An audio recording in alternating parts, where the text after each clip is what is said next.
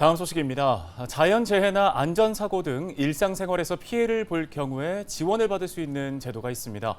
바로 시민안전보험인데요. 전국 지자체 중 90%가 시민안전보험에 가입이 돼 있습니다. 당진시는 3년 전 이 보험을 해지했는데 사각지대가 발생하면서 논란이 되고 있습니다. 정호석 기자입니다. 당진의 한 마을회관. 주방 안으로 들어가 보니 벽이 훼손돼 있고 창문이 깨져 있습니다. 주방 밖 길가에는 유리 조각이 널브러져 있습니다. 지난 8월 이곳에서 발생한 폭발의 흔적입니다. 마을회관 주방에서 라면을 끓이기 위해 모인 7, 80대 노인 셋. 가스레인지를 켜는 순간 LPG 가스가 폭발했습니다. 이곳에서 발생한 가스 폭발로 화상을 입은 할머니 3분 중 2분은 돌아가셨고 한 분은 병원에서 치료를 받고 있습니다. 1인당 치료비는 최소 5천만 원 이상. 하지만 시에서 지급받을 수 있는 보험금은 없는 것으로 파악됐습니다.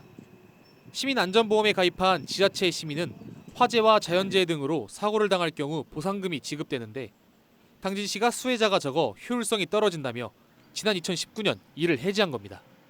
지난 2016년부터 4년간 당진시가 보험회사에 지급한 금액은 약 2억 6천여만 원. 하지만 이 기간 당진 시민이 보상을 받은 경우는 3건으로 보상액도 3,800여만 원에 그쳤기 때문입니다.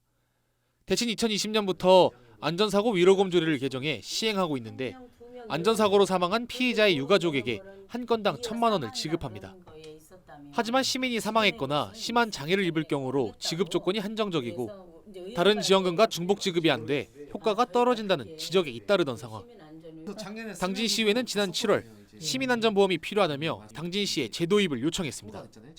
상해라든지 익수라든지 요즘 사고들이 굉장히 다양해졌지 않습니까? 우리 시민들이 시민안전보험을 혜택을 받을 수 있도록 이렇게 해서 제정하게 되었습니다.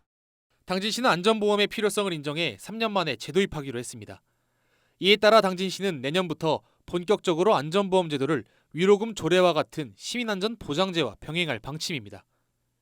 보험의 경우 만 15세 미만 아이들은 보장이 되지 않는데 안전보장제의 경우 이를 보장하는 등 보험의 사각지대를 해결할 수 있기 때문입니다. 사회재난, 자연재해에 대해서는 반드시 보장이 될 것이고요. 그다음에 일반적으로 일상생활에서 근로 현장에서 또 당할 수 있는 그 안전사고에 대해서도 지원을 할 예정에 있습니다. 내년부터 다시 시행되는 당진시의 시민안전보험. 당진시는 더욱 많은 시민들의 안전을 보장하기 위해 스쿨존 사고와 폭발, 다중밀집 장소 사고와 자연재해 등 다양한 사고가 보험에 포함되도록 할 방침입니다. 헬로티비 뉴스 정호석입니다.